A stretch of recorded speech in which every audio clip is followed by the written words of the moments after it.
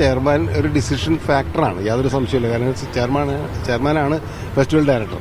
അപ്പോൾ ഫെസ്റ്റിവൽ ഡയറക്ടറുടെ അനുമതി ഇല്ലാണ്ട് ശരിക്കും പറഞ്ഞ ഒരു സിനിമ കാണിക്കാതിരിക്കാനും പാടില്ല. അങ്ങനെയാണ് ഇതിൻ്റെ നിയമം.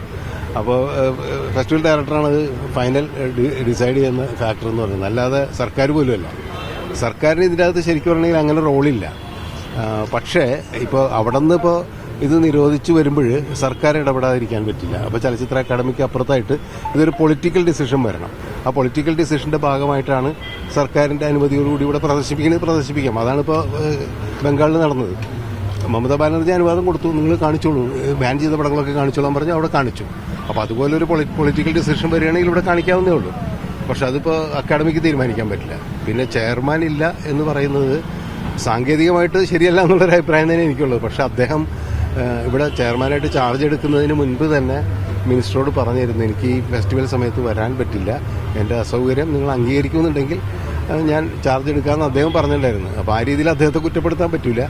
പക്ഷേ ഇത്രയും തിരക്കുള്ള ഒരാൾ ചെയർമാനായിട്ട് വരേണ്ടതുണ്ടോ എന്നുള്ളതാണ് ചോദ്യം ചെയ്യേണ്ട കാര്യം. കാരണം